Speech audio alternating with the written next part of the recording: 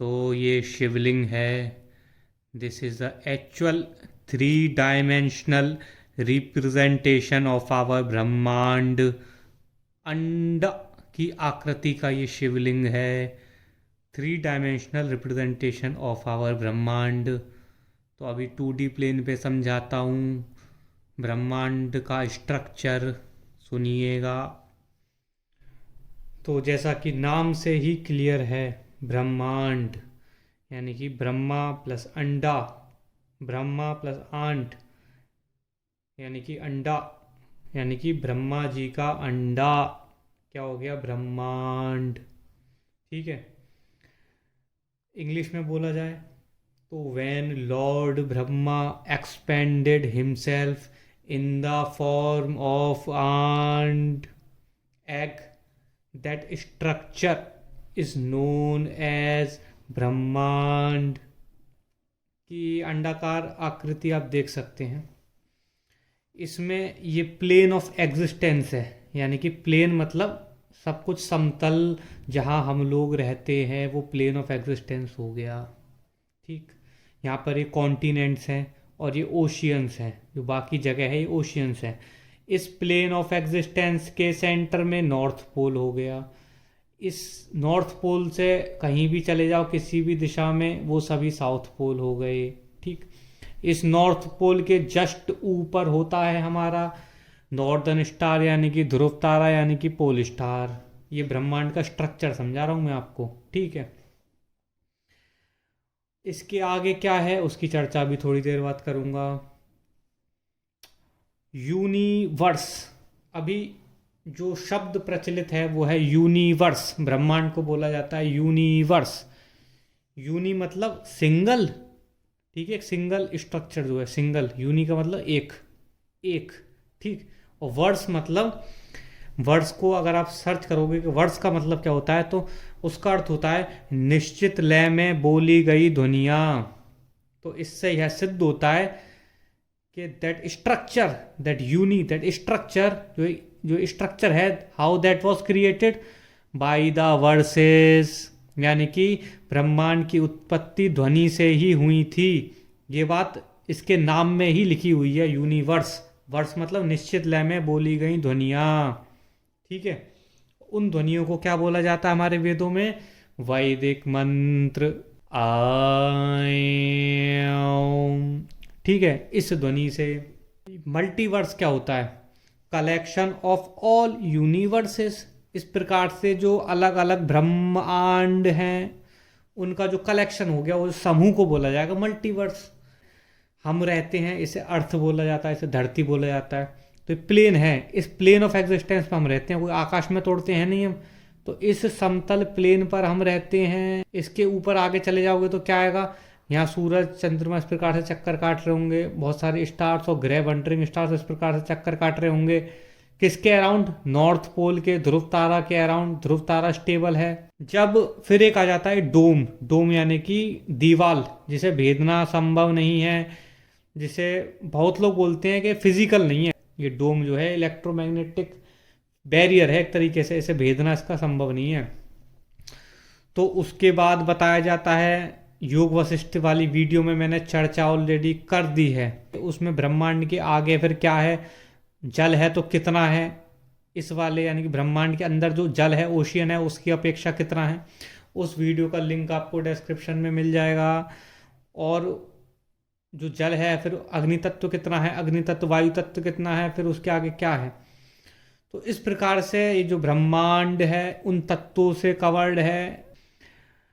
और आप ऐसा ना सोचें कि जो ब्रह्मांड हैं वो इसी प्रकार से फिजिकल स्पेस में ही हैं।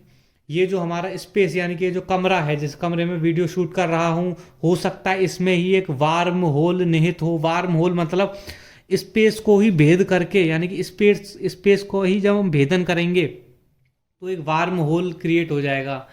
उस वार्म होल के अंदर अपने आप में ये कई सारे ब्रह्मांड हों, ऐसा भी हो सकता है। तो कोई फिजिकल रियलिटी नहीं है, ये मॉडल में बना रहा हूँ, आपको बता रहा हूँ समझाने के लिए। सिर्फ फिजिकल भी हो सकता है और वो कुछ चीज़ें ऐसी भी हो सकती हैं जो ऑब्जर्व ना की जा सकें। तो जिस प्रकार से ये एक प्लेन ऑफ एग्जिस्टेंस है, इसी प्रकार से जिसे मृत्युलोका बोला जाता है, मृत्युलोक, इसी प्रकार से अन्य प्लेन्स ऑफ एग्जिस्टेंस भी हैं जो इसका भेदन करने के बाद और ऊपर हैं, यहाँ पे एग्जिस्ट करते हैं, जिसे बोला जाता है स्वर्गलोका। ठीक है, लोक, लोका नहीं लोक, अंग्रेजों ने लोक का लोका कर दिया, योग का योगा कर दिया, तो योगा लोका कृष्णा ये सब कुछ नहीं होता, योग लोक कृष्ण। प्लेनिटी, प्लान, प्लेनेट, यानी इसे प्लानेट क्यों बोला जाता है पता है, आपको समझाता हूँ। Plane with a T junction is known as planet. तो टी जंक्शन क्या है, यानी कि इस टी को आप इस प्रकार बना लीजिए, ऐसे आपको समझ में नहीं आ रहा, इस टी को आप ऐसा बना लीजिए, ये ऐसा, ये टी कुछ इस प्रकार है, यानी कि इस टी में जब आप आते हैं यहाँ पे इस पॉइंट पर टी जंक्शन पर जब आप आते हैं, ये क्या हो गया आपका टी जंक्शन। तो इस टी जंक्शन पर जब आप पहुँचते हैं तो आपके पास दो ऑप्शन रहते हैं, या तो आप ऊपर वाले प्लेन ऑफ एग्जिस्टेंस की तरफ चले जाइए या आप नीचे वाले प्लेन ऑफ एग्जिस्टेंस की तरफ चले जाइए। इस विश्व में सिर्फ दो ही डायरेक्शंस होती हैं। मैं मल्टीवर्स के रेस्पेक्ट में डायरेक्शंस की बात कर रहा हूँ। मल्टीवर्स के रेस्पेक्ट में डायरेक्शन का मतलब ये है कि यूनिवर्स के अंदर तो 10 दिशाएं हैं, जैसे ईस्ट वेस्ट नॉर्थ साउथ, और उसमें भी north east north west north ये, और अपवर्ड एंड डाउनवर्ड। लेकिन ये जो 10 दिशाएं होती हैं ये किसके रेस्पेक्ट में होती हैं, जब यूनिवर्स के अंदर हम होते हैं। लेकिन यूनिवर्स को जब हम बाहर से ऑब्जर्व करेंगे तो इस केस में कितनी दिशाएं हैं, सिर्फ दो ही दिशाएं हैं, एक अपवर्ड एक डाउनवर्ड।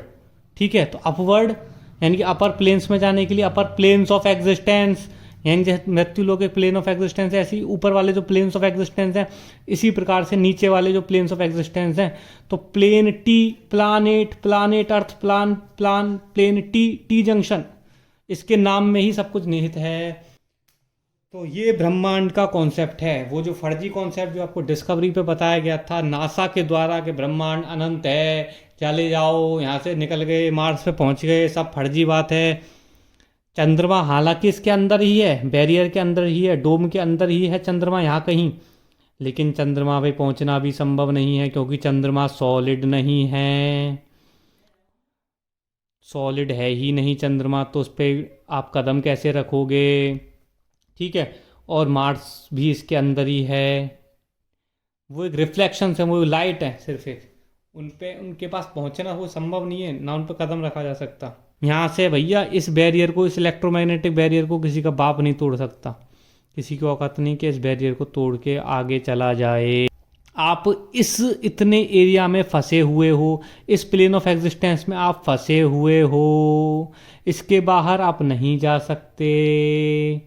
जो भी व्यक्ति इस प्लेन ऑफ एग्जिस्टेंस यानी कि इस ब्रह्मांड के अंदर एक बार उसने मानव का शरीर धारण कर लिया, यानी कि जो फिजिकल बॉडी उसे मिल गई, तो उस फिजिकल बॉडी को लेकर वो बाहर नहीं जा सकता इस बैरियर से। इसके अंदर वो जेल है, ये एक अपार्टमेंट है, यहाँ पे इतने एरिया में वो विचरण कर सकता है, और इसको भेद के फिजिकल बॉडी को लेके नहीं जा सकता क्योंकि जो फिजिकल बॉडी है वो इतनी कैपेबल नहीं है, उसे तोड़ के मतलब वो फिजिकल बॉडी नहीं जा सकती इसके पार। बस उसका एक ही उदाहरण ऐसा मिलता है कि जो दशरथ थे, राजा दशरथ, वो अपने स शरीर यानी कि स फिजिकल बॉडी के साथ भी स्वर्गलोक में चले गए थे। वो एक एक्सेप्शन बताया जाता है।